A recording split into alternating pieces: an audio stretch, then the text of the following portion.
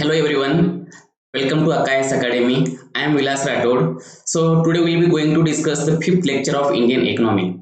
And in this lecture, we will be discussing about inflation. And this chapter, inflation, is very important in this entire module of economy. Okay, so in this chapter, the mainly we are focusing on 5 points. Those 5 points are, see here, the first point is about what is the inflation. Here we are discussing the definition of the inflation, so what is the actual meaning of inflation, and then we'll be discussing the types of inflation. So there are different types of inflation, so those types we will be discussing one by one. Then the third important point is, so the causes or the reason for the inflation. Okay, then the fourth point will be the effects of inflation on different category of the economy. So it may be people, or it may be like banking, or it may be like export import. Okay, so we'll be discussing the effects of on different categories of the economy. Then the last method or the last point in this inflation chapter is the methods to control the inflation, because if the inflation exist in the economy, we have to control the inflation, otherwise it impacts a lot to the economy, or you can say the overall growth of the economy. So that's why it is the duty of the government to control the inflation. Okay, so those things we'll be discussing one by one.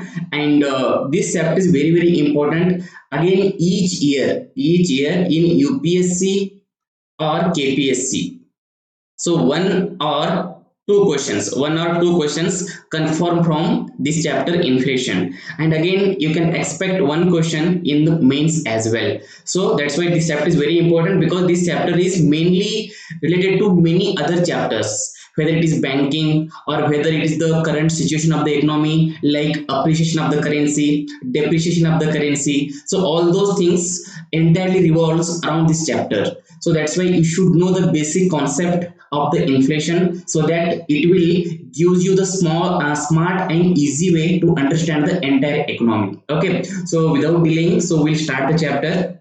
So see here, first point we'll discuss what is the inflation. Okay, what is the inflation in this? So inflation in Kannada ಹಣದುಬ್ಬರ ಅಂತ ಕರಿತೀವಿ. So inflation means ಹಣದುಬ್ಬರ. So ಇಲ್ಲಿ ಏನಾಗುತ್ತೆ ಅಂದ್ರೆ ನೋಡಿ, inflation is the rise in the general level of prices of goods and services.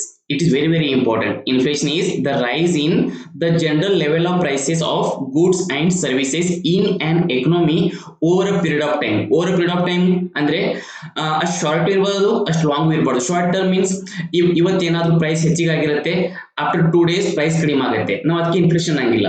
So it should be for the over A period of time. It may be like 3 months or 6 months or 1 year. ನಾವು ಅದಕ್ಕೆ over A period of time ಅಂತ ಕರಿತೀವಿ. Okay, so inflation ಅಂದ್ರೇನು, ಯಾವ್ದಾದ್ರು ಒಂದು commodity, ಯಾವ್ದಾದ್ರು ಒಂದು goods ಮತ್ತೆ ಕಮೋಡಿಟಿ ಅಂದ್ರೆ ಒಂದು ವಸ್ತು, ಯಾವ್ದಾದ್ರು ಒಂದು ವಸ್ತುವಿನ ಬೆಲೆಯಲ್ಲಿ ಆದಂತ ಹೆಚ್ಚಳ, ಅದಕ್ಕೆ ನಾವು ಹಣದುಬ್ಬರ ಅಂತ ಕರಿತೀವಿ, ಇನ್ಫ್ಲೇಷನ್ ಅಂತ ಕರಿತೀವಿ. ಸೊ ಇಲ್ಲಿ ನೋಡಿ, ಒಂದು ಬೆಸ್ಟ್ ಎಕ್ಸಾಂಪಲ್ ಕೊಡ್ಬೇಕಂದ್ರೆ, ಇವತ್ತು gold is one commodity or one good. ಅದು ಓಕೆ, ಒಂದು ಗೂಡ್ಸ್ ಅಥವಾ ಕಮೋಡಿಟಿ ಒಂದು ವಸ್ತು ಅಂತ ಕರಿತೀವಿ. ಇವತ್ತು ಇದರ ಪ್ರೈಸ್ ಎಷ್ಟಾಗಿದೆ, around 40,000 rupees per 10 gram. 10 gram ಗೋಲ್ಡಿಗೆ ಎಷ್ಟಾಗಿದೆ ಪ್ರೈಸು, ಅರೌಂಡ್ 40,000. ಅಂದ್ರೆ 1 ಗ್ರಾಮಿಗೆ ಎಷ್ಟಾಗಿದೆ, 4,000 rupees. Per each gram of gold ಎಷ್ಟಾಗಿದೆ ಪ್ರೈಸು, 4,000 ಆಗಿದೆ. ಅದೇ ನೀವು 1 year ಬ್ಯಾಕ್ ನೋಡಿದ್ರೆ, ಇವಾಗ ಇದು 2020 ಪ್ರೈಸು. ಅದೇ ನೀವು ಏನಾದ್ರೂ 2019 ಪ್ರೈಸ್ ನೋಡಿದ್ರೆ, ಅದು ಅವಾಗ ಎಷ್ಟಿತ್ತು, ಹಾರ್ಡ್ಲಿ 3,000 rupees ಇತ್ತು ಪರ್ 1 ಗ್ರಾಮಿಗೆ. ಫಾರ್ 1 ಗ್ರಾಮ್ ಆಫ್ ಗೋಲ್ಡ್ ಎಷ್ಟಿತ್ತು ಪ್ರೈಸು, ಅರೌಂಡ್ 3,000. ಇದು ಪ್ರೈಸ್ ಇನ್ಕ್ರೀಸ್ ಆಗಿದೆ ನೋಡಿ, ಫ್ರಮ್ 19 to 20 ಎಷ್ಟು ಪ್ರೈಸ್ ಇನ್ಕ್ರೀಸ್ ಆಗಿದೆ, 1,000 rupees. So earlier it was 3,000, but right now it is 4,000 for each gram. 1 gram ಗೋಲ್ಡಿಗೆ 4,000 ಇದೆ, ಮುಂಚೆ ಅದು 3,000 ಇತ್ತು. This increasing price is nothing but inflation. ಯಾವುದಾದ್ರೂ ಒಂದು ವಸ್ತುವಿನ ಬೆಲೆಯಲ್ಲಿ ಆದಂತ ಹೆಚ್ಚಳವೇ ಹಣದುಬ್ಬರ ಅಂತ ಕರಿತೀವಿ, ಅದು most important. Okay, so that is inflation. ಹೀಗಾದ್ರೆ ಏನ್ ಮಾಡುತ್ತೆ ಇದು, ಇಲ್ಲಿ ನೋಡಿ, inflation reduces the purchasing power of the money. ಇವಾಗ ನೋಡಿ, ಅದೇ 1 ಗ್ರಾಮ್ ಆಫ್ ಗೋಲ್ಡ್ 2019ರಲ್ಲಿ 3000 ಇತ್ತು. ಅದೇ same 1 gram of gold purchase ಮಾಡ್ಬೇಕಂದ್ರೆ ಇವತ್ತು 4000 ಕೊಡ್ಬೇಕಾಗತ್ತೆ. ಅಂದ್ರೆ 1000 ಎಕ್ಸ್ಟ್ರಾ ಕೊಡ್ಬೇಕು. ಅಂದ್ರೆ ಇಲ್ಲಿ ಮನಿ ನಮ್ ದುಡ್ಡಿದೆಲ್ಲ ಹಣ, ಆ ಹಣದ ವ್ಯಾಲ್ಯೂ ಏನಾಗುತ್ತೆ, ಕಡಿಮೆ ಆಗತ್ತೆ, ಅದ್ರ ಬೆಲೆ ಕಡಿಮೆ ಆಗತ್ತೆ. ಸೊ ಅದೇ ಹೇಳುತ್ತೆ inflation reduces the purchasing power of the ಮನಿ. ಇದು ಮನಿ ಏನ್ ಪರ್ಚೇಸ್ ಮಾಡತ್ತಲ್ಲ 1 ಗ್ರಾಮ್ ಆಫ್ ಗೋಲ್ಡ್, ಅದ್ರ ವ್ಯಾಲ್ಯೂ ಕಡಿಮೆ ಆಗುತ್ತೆ. ಅಂದ್ರೆ 1 ಗ್ರಾಮ್ ಪರ್ಚೇಸ್ ಮಾಡಕ್ಕೆ the amount of money required is increase. ಎಷ್ಟು ದುಡ್ಡು ಬೇಕು ಅದು ಹೆಚ್ಚಿಗೆ ಆಗಿದೆ. ಆದ್ರೆ ಅದೇ 1 ಗ್ರಾಮ್ ಆಫ್ ಗೋಲ್ಡ್ ಪರ್ಚೇಸ್ ಮಾಡಕ್ಕೆ ಆ ದುಡ್ಡಿನ ಬೆಲೆ ಕಡಿಮೆ ಆಗ್ಬಿಡುತ್ತೆ. ಓಕೆ, ದುಡ್ಡಿನ ಬೆಲೆ ಕಡಿಮೆ ಆಗುತ್ತೆ, ಯಾಕಂದ್ರೆ ಇಲ್ಲಿ 1000 ಎಕ್ಸ್ಟ್ರಾ ಕೊಡ್ಬೇಕಾಗತ್ತೆ. ಅದೇ ಗೋಲ್ಡ್ ಮಾತ್ರ ಸೇಮ್ ಇದೆ, ಇಲ್ಲಿ 1 ಗ್ರಾಮ್ ಇದೆ, ಇಲ್ಲಿ 1 ಗ್ರಾಮ್ ಇದೆ, ಆದ್ರೆ ಇಲ್ಲಿ 1000 ಎಕ್ಸ್ಟ್ರಾ ಕೊಡ್ಬೇಕಾಗತ್ತೆ. ಹಾಗಾಗಿ ಆ ದುಡ್ಡಿನ ಬೆಲೆಯಲ್ಲಿ ಕಡಿಮೆ ಆಗುತ್ತೆ, ಅಂದ್ರೆ ಆ ದುಡ್ಡಿನ ಪರ್ಚೇಸಿಂಗ್ ಪವರ್ ಕಡಿಮೆ ಆಗುತ್ತೆ. So inflation reduces the purchasing power of the money. Next ನೋಡಿ, it hurts the poor more. It hurts the poor more. Just ನೀವು ನಾನು ಗೋಲ್ಡ್ ಎಕ್ಸಾಂಪಲ್ ತಗೊಂಡೆ, ಈಗ ಬೇರೆ ಎಕ್ಸಾಂಪಲ್ ತಗೊಳ್ಳಿ. For example oil. ಈಗ ಏನಾದ್ರೂ ಆಯಿಲ್ ಪ್ರೈಸಸ್ ಹೆಚ್ಚಿಗಾದ್ರೆ ಏನಾಗುತ್ತೆ, ಬಡವರು ಅದನ್ನ ಪರ್ಚೇಸ್ ಮಾಡ್ಬೇಕಂದ್ರೆ ತುಂಬಾ ಕಷ್ಟ ಆಗ್ಬಿಡುತ್ತೆ. ಯಾಕಂದ್ರೆ ಅವ್ರದ್ದು ಇನ್ಕಮ್ ಫಿಕ್ಸ್ಡ್ ಇರುತ್ತೆ, ಆಲ್ಮೋಸ್ಟ್ ಅವ್ರ ಇನ್ಕಮ್ ಆದಾಯ ಫಿಕ್ಸ್ ಇರೋದ್ರಿಂದ ಅವರಿಗೆ ಹೆಚ್ಚಿಗೆ ಇಂಪ್ಯಾಕ್ಟ್ ಆಗುತ್ತೆ. So it hurts the poor more as greater proportion of their incomes. ಅವ್ರ ಇನ್ಕಮ್ಸ್ ಫಿಕ್ಸ್ ಇರೋದ್ರಿಂದ ಏನಾದ್ರೂ ಪ್ರೈಸಸ್ ಅಥವಾ ಬೆಲೆ ಏನಾದ್ರೂ ಹೆಚ್ಚಿಗಾದ್ರೆ ಬಡವರಿಗೆ ಇದು ತುಂಬಾನೇ ಪರಿಣಾಮ ಉಂಟು ಮಾಡುತ್ತೆ. ಸೊ ನೆಕ್ಸ್ಟ್ ನೋಡಿ, and there is a loss in real value of money. Real value ಮನಿದು ಕಡಿಮೆ ಆಗ್ಬಿಡುತ್ತೆ. ಯಾಕಂದ್ರೆ 3000 ಕೊಟ್ರೆ 1 ಗ್ರಾಮ್ ಗೋಲ್ಡ್ ಸಿಕ್ತಿತ್ತು, ಅದೇ ಸೇಮ್ 1 ಗ್ರಾಮ್ ಗೋಲ್ಡ್ ಪರ್ಚೇಸ್ ಮಾಡ್ಬೇಕಂದ್ರೆ 4000 ಪೇ ಮಾಡ್ಬೇಕಾಗತ್ತೆ. ಹಾಗಾಗಿ ಆ ಮನಿ, ಆ ಹಣದ ರಿಯಲ್ ವ್ಯಾಲ್ಯೂ, ಆಕ್ಚುಯಲ್ ವ್ಯಾಲ್ಯೂ ಕಡಿಮೆ ಆಗ್ಬಿಡುತ್ತೆ. ಓಕೆ, ಇದು ಗೊತ್ತಿರ್ಬೇಕು ನಿಮ್ಗೆ. So first time for most point ಏನಪ್ಪಾ ಅಂದ್ರೆ, ಯಾವುದಾದ್ರೂ ಒಂದು ವಸ್ತುವಿನ ಬೆಲೆಯಲ್ಲಿ ಆದಂತ ಹೆಚ್ಚಳವೇ ಹಣದುಬ್ಬರ. ಓಕೆ, ಆ ವಸ್ತುವಿನ ಬೆಲೆಯಲ್ಲಿ ಏನಾದ್ರೂ ಹೆಚ್ಚಳ ಆದ್ರೆ ಅದಕ್ಕೆ ನಾವು ಇನ್ಫ್ಲೇಷನ್ ಅಂತ ಕರಿತೀವಿ. ಆ ಇನ್ಫ್ಲೇಷನ್ ಆಗೋದ್ರಿಂದ ಏನಾಗುತ್ತೆ, ಆ ದುಡ್ಡಿನ ಬೆಲೆ ಕಡಿಮೆ ಆಗುತ್ತೆ, ಅದರ ಪರ್ಚೇಸಿಂಗ್ ಪವರ್ ಅಥವಾ ಅದನ್ನ ಖರೀದಿ ಮಾಡುವಂತ ಕ್ಷಮತೆ ಇರುತ್ತಲ್ಲ, ಅದು ಕಡಿಮೆ ಆಗುತ್ತೆ. ಇಷ್ಟೆರಡು ನಿಮ್ಗೆ ಗೊತ್ತಿರ್ಬೇಕು. ಮತ್ತೆ ಇನ್ನೊಂದು, ಹಣದುಬ್ಬರ ಆದ್ರೆ ಹೆಚ್ಚಿಗೆ ಬಡವರು, ಪುವರ್, ಅವರು ತುಂಬಾ ಋಣಾತ್ಮಕ ಅಂದ್ರೆ ನೆಗೆಟಿವ್ ಪರಿಣಾಮ ಅವ್ರ ಮೇಲೆ ಉಂಟಾಗುತ್ತೆ. ಯಾಕಂದ್ರೆ ಅವ್ರ ಇನ್ಕಮ್, ಅವ್ರದೇನ್ ಆದಾಯ ಇರುತ್ತಲ್ಲ, ಆ ಆದಾಯ ಆಲ್ಮೋಸ್ಟ್ ಫಿಕ್ಸ್ ಇರೋದ್ರಿಂದ ಆ ಪ್ರೈಸಸ್ ಹೆಚ್ಚಿಗಾದ್ರೆ ಅವರಿಗೆ ಹೆಚ್ಚಿಗೆ ತೊಂದರೆ ಉಂಟಾಗುತ್ತೆ. ಅಷ್ಟು ಪಾಯಿಂಟ್ ನಿಮ್ಗೆ ಗೊತ್ತಿರಬೇಕು. ಇದು ಇನ್ಫ್ಲೇಷನ್ ಅಂತ ನಿಮ್ಗೆ ಅರ್ಥ ಇತ್ತು. ಇವಾಗ ಇದರ ಅಪೋಸಿಟ್, ಇವಾಗ ಏನಾದ್ರೂ ಅದೇ ಗೋಲ್ಡ್ ಪ್ರೈಸ್ 2019 ಮತ್ತೆ 2020, ಓಕೆ 2020, ಇವಾಗ ಇಲ್ಲಿ 3000 ಪರ್ ಗ್ರಾಮ್ ಇದ್ದುದು ಇದು 4000 ಆಗತ್ತೆ. ಸೊ ಇದು ಇನ್ಫ್ಲೇಷನ್ ಆಯ್ತು. ಈಗ ಅದೇ ಅಪೋಸಿಟ್ ಅಂದ್ರೇನು, ಡಿಫ್ಲೇಷನ್. ಅಂದ್ರೆ ಏನಾಗುತ್ತೆ, ಇವಾಗ 3000 ಇದ್ದುದು ಇಲ್ಲಿ 3000 ಇರುತ್ತೆ 19 ಅಲ್ಲಿ, ಅದು ಏನಾದ್ರೂ 2500 ಆದ್ರೆ ಏನಾಗುತ್ತೆ, ಇಲ್ಲಿ ವಸ್ತುವಿನ ಬೆಲೆ ಕಡಿಮೆ ಆಯ್ತು.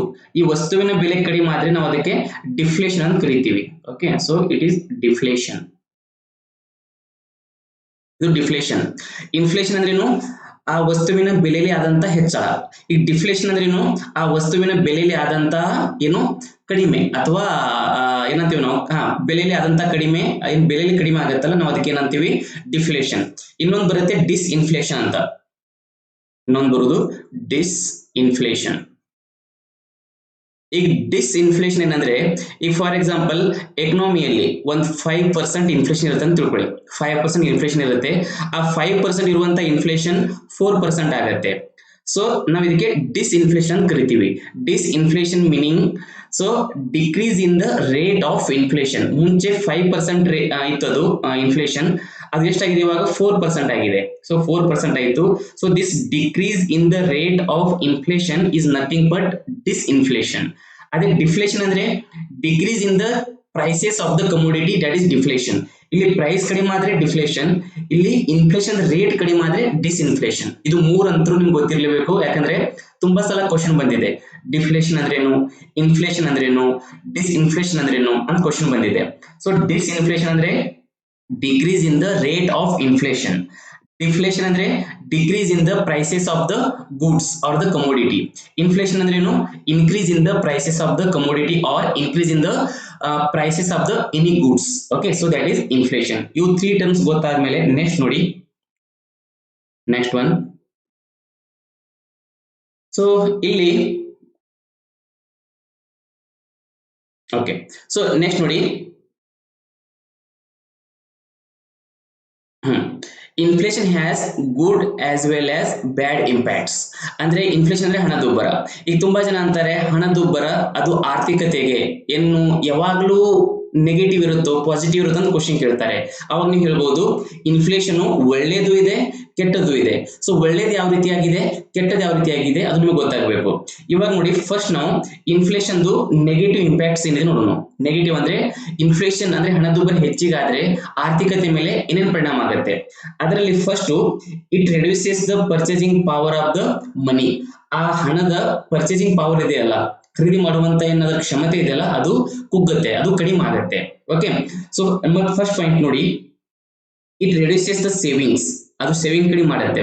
ಹೇಗೆ ಆಗತ್ತೆ ಅಂದ್ರೆ ನೋಡಿ, ಇವಾಗ ಪರ್ಸನ್ ಎ, ಒಬ್ರು ಪರ್ಸನ್ ಎ ಅಂತಿದ್ದಾರೆ ಅಂತ ತಿಳ್ಕೊಳ್ಳಿ. ಈ ಪರ್ಸನ್ ಎ ಅವ್ರ ಇನ್ಕಮ್ 5000 rupees ಅಂತ ತಿಳ್ಕೊಳ್ಳಿ. ಪರ್ ಮಂತ್ ಅವ್ರ ಇನ್ಕಮ್ 5000 rupees ಇದೆ. ಆ 5000 rupees ಅಲ್ಲಿ ಅವ್ರು ಏನಾದ್ರೂ ಎಕ್ಸ್ಪೆಂಡಿಚರ್ ಅಂದ್ರೆ ಖರ್ಚು ಏನಾದ್ರೂ 2000 rupees ಮಾಡ್ತಾರೆ ಅಂತ ತಿಳ್ಕೊಳ್ಳಿ. ಪ್ರತಿ ತಿಂಗಳು 2000 rupees ಖರ್ಚು ಮಾಡ್ತಾರೆ. ಹಾಗಾದ್ರೆ ಅವ್ರ ಸೇವಿಂಗ್ ಎಷ್ಟಾಗುತ್ತೆ? ಸೇವಿಂಗ್ 3000 ಆಗುತ್ತೆ. ಸೊ ಸೇವಿಂಗ್ 3000 ಆಗುತ್ತೆ. ಇದು expenditure 2000 rupees during the normal time. ಈಗ ಏನಾದ್ರೂ ಇನ್ಫ್ಲೇಷನ್ ಆದ್ರೆ, ಅಂದ್ರೆ ಇನ್ಫ್ಲೇಷನ್ ಅಂದ್ರೆ ಏನು, ಏನಾದ್ರೂ ಹಣದುಬ್ಬರ ಆದ್ರೆ ಅವ್ರ 2000 rupees ಇದ್ದುದಂತ ಖರ್ಚು ಎಷ್ಟಾಗುತ್ತೆ? 3000 ಆಗ್ಬಿಡುತ್ತೆ. 2000 ಇದ್ದುದು 3000 ಖರ್ಚಾದ್ರೆ ಅವಾಗ ಸೇವಿಂಗು 3000 ಇದ್ದುದು 2000 ಆಗುತ್ತೆ. ಯಾಕಂದ್ರೆ ಇನ್ಕಮ್ ಅಂತ ಫಿಕ್ಸ್ ಇದೆ, ಇದಂದ್ರೂ ಹೆಚ್ಚಿಗೆ ಆಗೋದಿಲ್ಲ. ಓಕೆ, ಸೊ ಇನ್ಕಮ್ ಏನಾದ್ರೂ ಫಿಕ್ಸ್ ಇದ್ರೆ ಎಕ್ಸ್ಪೆಂಡಿಚರ್ ಹೆಚ್ಚಿಗೆ ಆಗುತ್ತೆ. ಯಾವಾಗ? During the time of inflation. ಅವಾಗ ಸೇವಿಂಗ್ ಕಡಿಮೆ ಆಗುತ್ತೆ. ಸೊ ಅದೇ ಹೇಳ್ತಿರೋದು, ಈಗ ಏನಾದ್ರೂ ಇನ್ಫ್ಲೇಷನ್ ಹೆಚ್ಚಿಗಾದ್ರೆ so it reduces the savings, ಅವರ ಸೇವಿಂಗ್ಸ್ ಅಲ್ಲಿ ಕಡಿಮೆ ಆಗುತ್ತೆ. Or it creates the situation like forced saving. ಇದು ತುಂಬಾ ಫೋರ್ಸ್ ಮಾಡುತ್ತೆ ಸೇವಿಂಗ್ ಮಾಡಕ್ಕೆ. ಯಾಕಂದ್ರೆ ಈ ಇನ್ಫ್ಲೇಷನ್ ಹೆಚ್ಚಿಗಾಗಿದೆ, ಆದಷ್ಟು ನಾವು ಖರ್ಚು ಕಡಿಮೆ ಮಾಡಬೇಕು ಮತ್ತೆ ಸೇವಿಂಗ್ ಹೆಚ್ಚಿಗೆ ಮಾಡ್ಬೇಕಂತ ಅದು ಫೋರ್ಸ್ಫುಲಿ ಸೇವಿಂಗ್ ಮಾಡಕ್ಕೆ ಒಂದು ಅವಕಾಶ ಮಾಡಿಕೊಡುತ್ತೆ. That is point number 1. So this is first negative impact of inflation. Second ನೋಡಿ, a greater portion of the income goes to fulfill basic requirements. ಇವಾಗ ನೋಡಿ, ಇನ್ಫ್ಲೇಷನ್ ಹೆಚ್ಚಿಗಾದ್ರೆ ಇವಾಗ ಏನೋ ಹಣದುಬ್ಬರ ಅಂದ್ರೆ ಹೆಚ್ಚಿಗೆ ನಾವು ಖರ್ಚು ಮಾಡ್ಬೇಕಾಗತ್ತೆ. ಸೊ ಎಷ್ಟೇ ಹಣದುಬ್ಬರ ಆದ್ರೂ ಕೂಡ ಅದಕ್ಕೆ ಎಷ್ಟು ಖರ್ಚು ಮಾಡ್ಲೇಬೇಕಾಗತ್ತೆ. ಯಾಕಂದ್ರೆ ಬದುಕ್ಬೇಕು ತಾನೆ, ಎಲ್ಲ ಮಾಡ್ತಿರೋದು ಬದುಕೋಗೋಸ್ಕರ. ಅದಕ್ಕೆ ಅಂತಾರಲ್ಲ, ಎಲ್ಲಾರು ಬದುಕೋದು ಏನೋ ಬಟ್ಟೆಗಾಗಿ, ಏನೋ ಇನ್ನೊಂದು ತುತ್ತು ಅನ್ನಕ್ಕಾಗಿ ಅಂತ. ಅದೇ ರೀತಿಯಾಗಿ ನೀವು ಬದುಕಬೇಕಂದ್ರೆ ಖರ್ಚು ಮಾಡ್ಲೇಬೇಕು. ಈಗ ಏನಾದ್ರೂ ಹಣದುಬ್ಬರ ಅಂದ್ರೆ ಯಾವ್ದಾದ್ರು ವಸ್ತುವಿನ ಬೆಲೆಯಲ್ಲಿ ಹೆಚ್ಚಳ ಆಗಿದೆ ಅಂದ್ರೆ ಅದನ್ನ ನೀವು ಪರ್ಚೇಸ್ ಮಾಡೋದು ಬಿಡಂಗಿಲ್ಲ. ಯಾಕಂದ್ರೆ ಬದುಕಬೇಕಂದ್ರೆ ಪರ್ಚೇಸ್ ಮಾಡ್ಲೇಬೇಕು, basic goods. Okay, so a greater portion of income goes to fulfil the basic requirements. ಅಂದ್ರೆ ಏನ್ ನಮ್ಮ ಮೂಲಭೂತ ಅವಶ್ಯಕತೆ ಇದೆಯಲ್ಲ ಅದನ್ನ ಫುಲ್ಫಿಲ್ ಮಾಡೋಗೋಸ್ಕರ ನಾವು ಖರ್ಚು ಮಾಡ್ಲೇಬೇಕಾಗತ್ತೆ. ಹಾಗಾಗಿ ಇದು ಬಡವರಿಗೆ ತುಂಬಾನೇ ತೊಂದರೆ ಉಂಟು ಮಾಡುತ್ತೆ. ಇನ್ನೊಂದು ನೋಡಿ, third point, interest rates increases. Interest rate increase ಆಗುತ್ತೆ. ಯಾವ ರೀತಿ ಇನ್ಕ್ರೀಸ್ ಆಗುತ್ತೆ ನಾನು ನೆಕ್ಸ್ಟ್ ಹೇಳ್ತೀನಿ. ಅದೇ ಇದೆ, ನೆಕ್ಸ್ಟ್ ಪಾಯಿಂಟ್ ಇದೆ. ಇಂಟ್ರೆಸ್ಟ್ ರೇಟ್ ಯಾವ ರೀತಿಯಾಗಿ ಹೆಚ್ಚಿಗೆ ಆಗುತ್ತೆ, ಮತ್ತೆ ಇಂಟ್ರೆಸ್ಟ್ ರೇಟ್ ಬ್ಯಾಂಕ್ ಯಾಕೆ ಹೆಚ್ಚಿಗೆ ಮಾಡುತ್ತೆ ಅದನ್ನ ಹೇಳ್ತೀನಿ ನಾನು ನಿಮ್ಗೆ. ಈಗ ನೆಕ್ಸ್ಟ್ ನೋಡಿ, ಇಟ್ ಡ್ಯಾಂಪನ್ಸ್ ದ ಇನ್ವೆಸ್ಟ್ಮೆಂಟ್. ಡ್ಯಾಂಪನ್ಸ್ ಅಂದ್ರೆ ಏನು, ನಾವು ಇದೊಂದಲ್ಲ ಬಂಡವಾಳ ಹೂಡಿಕೆ. ಆ ಬಂಡವಾಳ ಹೂಡಿಕೆ ಮೇಲೆ ಕೂಡ ತುಂಬಾ ತೊಂದರೆ ಉಂಟು ಮಾಡುತ್ತೆ. ಅದು ಯಾವ ರೀತಿಯಾಗಿ ಮಾಡುತ್ತೆ ಅದು ನೆಕ್ಸ್ಟ್ ಇದೆ ಪಾಯಿಂಟ್, ನಾನು ನೆಕ್ಸ್ಟ್ ಪಾಯಿಂಟ್ ಅಲ್ಲಿ ಹೇಳ್ತೀನಿ. ಸೊ ಮತ್ತೆ ಡೊಮೆಸ್ಟಿಕ್ ಕರೆನ್ಸಿ ಗೆಟ್ ಡೆಪ್ರಿಸಿಯೇಟೆಡ್. ಡೆಪ್ರಿಸಿಯೇಟೆಡ್ ಅಂದ್ರೇನು, ನಮ್ ಕರೆನ್ಸಿ ವ್ಯಾಲ್ಯೂ ಕಡಿಮೆ ಆಗುತ್ತೆ. ಕರೆನ್ಸಿ ವ್ಯಾಲ್ಯೂ ಕಡಿಮೆ ಆಗುತ್ತೆ ಇನ್ ಕಂಪೇರಿಸನ್ ಆಫ್ ಡಾಲರ್. ಈಗ ಡಾಲರ್ ದಲ್ಲಿ ನೀವೇನಾದ್ರೂ ಕಂಪೇರ್ ಮಾಡಿದ್ರೆ ಡಾಲರ್ ಮುಂದೆ ನಮ್ಮ ಭಾರತದ ಕರೆನ್ಸಿ ಅಥವಾ ಭಾರತದ ನೋಟು, ರುಪಿ ನೋಟ್ ಇದೆಯಲ್ಲ, ಅದೇನಾಗುತ್ತೆ, ಅದ್ರ ವ್ಯಾಲ್ಯೂ ಕಡಿಮೆ ಆಗುತ್ತೆ. ಅದು ಯಾವ ರೀತಿ ಆಗುತ್ತೆ ಅನ್ನೋದು ನಾವು ನೆಕ್ಸ್ಟ್ ಇದೆ, ನೆಕ್ಸ್ಟ್ ನೋಡ್ತೀನಿ. ಸೊ ಮುಂದೆ ನೋಡಿ, ಇಂಪೋರ್ಟ್ ಬಿಕಮ್ಸ್ ಕಾಸ್ಟ್ಲಿಯರ್. ಇಂಪೋರ್ಟ್ ಅಂದ್ರೆ ಏನು, ಆಯಾತ ಮಾಡ್ಕೊಳ್ಳೋದು. ನಾವು ಮಾಡುವಂತ ವಸ್ತು, ಏನೇನು ವಸ್ತು ನಾವು ಆಯಾತ ಮಾಡ್ಕೋತೀವಿ ಅದ್ರ ಬೆಲೆಯಲ್ಲಿ ಕೂಡ ತುಂಬಾ ಹೆಚ್ಚಳ ಆಗುತ್ತೆ ಇನ್ಫ್ಲೇಷನ್ ಇದ್ರೆ. ಅದು ಯಾವ ರೀತಿ ಇರುತ್ತೆ ಅದನ್ನ ನಾವು ನೆಕ್ಸ್ಟ್ ನೋಡೋಣಂತೆ. ಓಕೆ, ಸೊ ಇವು 5 ಪಾಯಿಂಟ್ಸ್ ಇನ್ ಇವು negative impacts of inflation. Next ನೋಡಿ, ಓಕೆ, ನೆಕ್ಸ್ಟ್ ಇನ್ನೊಂದು ಫೇವರೇಬಲ್ ಇಂಪ್ಯಾಕ್ಟ್ಸ್ ಆಫ್ ಇನ್ಫ್ಲೇಷನ್. ಈಗ ನಾವು ನೆಗೆಟಿವ್ ನೋಡಿದೀವಿ, ಇವಾಗ ಪಾಸಿಟಿವ್ ಏನಂದ್ರೆ, ಈ ಇನ್ಫ್ಲೇಷನ್ ಯಾವಾಗ್ಲೂ ಆರ್ಥಿಕತೆ ಮೇಲೆ ಅಥವಾ ಎಕನಾಮಿ ಮೇಲೆ ಅದು ನೆಗೆಟಿವ್ ಇರಂಗಿಲ್ಲ. ಹಾಗಾಗಿ ಇನ್ ದ ಇಯರ್ 2014, ಸೊ ಅವಾಗ ಯಾರಿದ್ರು deputy governor Urjit Patel deputy governor ಇದ್ರು 2014ರಲ್ಲಿ. ಸೊ ಅವರ ಚೇರ್ಮನ್ಶಿಪ್ ಅಲ್ಲಿ ಒಂದು ಕಮಿಟಿ ಫಾರ್ಮ್ ಆಗುತ್ತೆ, ಉರ್ಜಿತ್ ಪಟೇಲ್ ಕಮಿಟಿ. ಸೊ ಈ ಉರ್ಜಿತ್ ಪಟೇಲ್ ಕಮಿಟಿ ಏನ್ ರೆಕಮೆಂಡ್ ಮಾಡುತ್ತಂದ್ರೆ, ಸೊ ಇನ್ಫ್ಲೇಷನ್ ಯಾವಾಗ್ಲೂ ಎಕನಾಮಿಗೆ ನೆಗೆಟಿವ್ ಇರಂಗಿಲ್ಲ, ಯಾವಾಗ್ಲೂ ಪಾಸಿಟಿವ್ ಇರಂಗಿಲ್ಲ. ಸೊ ಇನ್ಫ್ಲೇಷನ್ ಅಂದ್ರೆ ಹಣದುಬ್ಬರ, ಯಾವಾಗ್ಲೂ ಅವ್ರು ಏನ್ ಹೇಳ್ತಾರೆ 4 ± 2 ಇರ್ಬೇಕಂತ ಹೇಳ್ತಾರೆ. ಇನ್ಫ್ಲೇಷನ್ ಯಾವಾಗ್ಲೂ 4 ± 2. 4 ± 2 ಅಂದ್ರೆ ಏನು ನೋಡಿ, 4 + 2 ಅಂದ್ರೆ ಮ್ಯಾಕ್ಸಿಮಮ್ 6 ಇರಬಹುದು ಇನ್ಫ್ಲೇಷನ್ ರೇಟು, 4 - 2 ಅಂದ್ರೆ ಮಿನಿಮಮ್ 2 ಇರಬಹುದು. ಅಂದ್ರೆ ಅವ್ರ ಪ್ರಕಾರ, ಉರ್ಜಿತ್ ಪಟೇಲ್ ಕಮಿಟಿ ಪ್ರಕಾರ ಇನ್ಫ್ಲೇಷನ್ ಮಿನಿಮಮ್ 2% ಇರಬಹುದು, ಮ್ಯಾಕ್ಸಿಮಮ್ 6% ಇರಬಹುದು. ಇದರ ಬಿಟ್ವೀನ್ ಇದ್ರೆ, ಇನ್ಫ್ಲೇಷನ್ ಏನಾದ್ರೂ 2 to 6% ಬಿಟ್ವೀನ್ ಇದ್ರೆ ಅದು ಎಕನಾಮಿಗೆ ಒಳ್ಳೆಯದು. ಅದು ಇನ್ಫ್ಲೇಷನ್ ರೇಟ್ ಎಕನಾಮಿಗೆ ಅಂದ್ರೆ ಇನ್ಫ್ಲೇಷನ್ ರೇಟ್ ಏನಾದ್ರೂ 2% ಗಿಂತ ಕಡಿಮೆ ಆದ್ರೆ ಅದನ್ನು ಕೂಡ ಎಕನಾಮಿಗೆ ಡೇಂಜರಸ್ ಅದು. ಮತ್ತೆ ಇನ್ಫ್ಲೇಷನ್ ರೇಟು 6% ಗಿಂತ ಹೆಚ್ಚಿಗಾದ್ರೂ ಕೂಡ ಅದು ಎಕನಾಮಿಗೆ ಅದು ಡೇಂಜರಸ್ ಅದು. ಯಾವಾಗಾದ್ರೂ ಇನ್ಫ್ಲೇಷನ್ ರೇಟ್ ಯಾವಾಗ 2% to 6% ಇನ್ ಬಿಟ್ವೀನ್ ಇರುತ್ತೆ ನೋಡಿ, ಅದು that is good for the economy. And ಆ ಎಕನಾಮಿಗೆ ನಾವು ಸ್ಟೇಬಲ್ ಎಕನಾಮಿ ಅಂತ ಕರಿತೀವಿ. ಸ್ಟೇಬಲ್, ಸ್ಥಿರವಾದಂತ ಆರ್ಥಿಕತೆ. Okay, stable economy. ಯಾವ್ದಾದ್ರು ಎಕನಾಮಿಗೆ ಸ್ಟೇಬಲ್ ಎಕನಾಮಿ ಕರಿಬೇಕಂದ್ರೆ ಇನ್ಫ್ಲೇಷನ್ ರೇಟು ಎಷ್ಟಿರ್ಬೇಕು, 2% ಮತ್ತೆ 6% ಒಳಗಡೆ ಇರಬೇಕು. ಇವಾಗ ಇಂಡಿಯಾದ ಎಷ್ಟಿದೆ, ಅರೌಂಡ್ 5.6 ಸಮಥಿಂಗ್ ಇದೆ, 5.6 ಸಮಥಿಂಗ್ ಇದೆ ಇನ್ಫ್ಲೇಷನ್ ರೇಟು. ಸೊ ಹಾಗಾಗಿ ಇಂಡಿಯನ್ ಎಕನಾಮಿ ಸ್ಟೇಬಲ್ ಇದೆ. ಸೊ ಅದೇ ಹೇಳ್ತಿರೋದು, ಉರ್ಜಿತ್ ಪಟೇಲ್ ಏನ್ ಹೇಳ್ತಾರೆ ಅಂದ್ರೆ ಇನ್ಫ್ಲೇಷನ್ ಎಕನಾಮಿಗೆ ಒಳ್ಳೇದು ಇದೆ, ಕೆಟ್ಟದು ಇದೆ. ಒಳ್ಳೇದು ಯಾವಾಗಿದೆ ಅಂದ್ರೆ ಇನ್ಫ್ಲೇಷನ್ ರೇಟ್ ಏನಾದ್ರೂ 2% to 6% ಒಳಗಡೆ ಇದ್ರೆ ಅದು ಎಕನಾಮಿಗೆ ಒಳ್ಳೇದು. ಇನ್ಫ್ಲೇಷನ್ ರೇಟ್ 2% ಗಿಂತ ಕಡಿಮೆ ಆದ್ರೂ ಕೂಡ ಅದು ಎಕನಾಮಿಗೆ ಕೆಟ್ಟದ್ದು.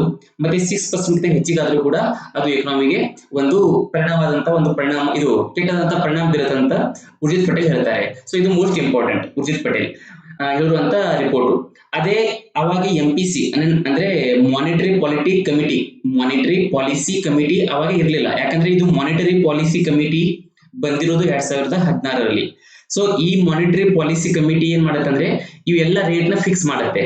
ಲೈಕ್ ನಮ್ದು ಇನ್ಫ್ಲೇಷನ್ ರೇಟ್ ಎಷ್ಟಿರ್ಬೇಕು, ಸೊ ಬ್ಯಾಂಕ್ ರೇಟ್ ಎಷ್ಟಿರ್ಬೇಕು, ರೆಪೋ ರೇಟ್ ಎಷ್ಟಿರ್ಬೇಕು, ರಿವರ್ಸ್ ರೆಪೋ ರೇಟ್ ಎಷ್ಟಿರ್ಬೇಕು, SLR ಎಷ್ಟಿರ್ಬೇಕು, ಇವೆಲ್ಲ ರೇಟ್ ಫಿಕ್ಸ್ ಮಾಡೋದು ಯಾರು, ಸೊ ಮಾನಿಟರಿ ಪಾಲಿಸಿ ಕಮಿಟಿ.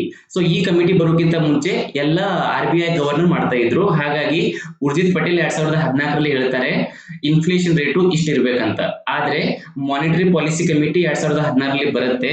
ಅದಾದ್ಮೇಲೆ 2016 ಆದ್ಮೇಲೆ ಇಲ್ಲಿವರೆಗೂ ಕೂಡ ಇವೆಲ್ಲ ರೇಟು ಯಾರು ಫಿಕ್ಸ್ ಮಾಡ್ತಾರೆ, ಮಾನಿಟರಿ ಪಾಲಿಸಿ ಕಮಿಟಿ ಅವರು ಫಿಕ್ಸ್ ಮಾಡ್ತಾರೆ. ಇಷ್ಟು ನಿಮಗೆ ಗೊತ್ತಿರಬೇಕು. ಓಕೆ, ಸೊ ಅಂದ್ರೆ ಉರ್ಜಿತ್ ಪಟೇಲ್ ಕಮಿಟಿ ಪ್ರಕಾರ ಇನ್ಫ್ಲೇಷನ್ 2% to 6% ಇದ್ರೆ ಎಕನಾಮಿಗೆ ಒಳ್ಳೆಯದು. ಅದು 6% ಗಿಂತ ಹೆಚ್ಚಿಗಾದ್ರೂ ಕೆಟ್ಟದು, 2% ಗಿಂತ ಕಡಿಮೆ ಆದ್ರೂ ಕೂಡ ಅದು ಕೆಟ್ಟದಂತ ಅವ್ರು ಹೇಳ್ತಾರೆ. ಇನ್ನೊಂದು, ಇನ್ಫ್ಲೇಷನ್ ಟೈಮ್ ಅಲ್ಲಿ ಏನಾಗತ್ತೆ, ಇನ್ಫ್ಲೇಷನ್ ಯಾವಾಗ ಆಗತ್ತೆ, ಏನಾದ್ರೂ ಡಿಮಾಂಡ್ ಸಪ್ಲೈಕ್ಕಿಂತ ಹೆಚ್ಚಿಗಾದ್ರೆ ಅವಾಗ ಇನ್ಫ್ಲೇಷನ್ ಹೆಚ್ಚಿಗಾಗತ್ತೆ. ಡಿಮಾಂಡ್ ಅಂದ್ರೇನು, ಜನರ ಒಂದು ಡಿಮಾಂಡ್ ಇದೆಯಲ್ಲ ಅದು ಸಪ್ಲೈಕ್ಕಿಂತ ಹೆಚ್ಚಿಗೆ ಆಗ್ಬಿಡುತ್ತೆ.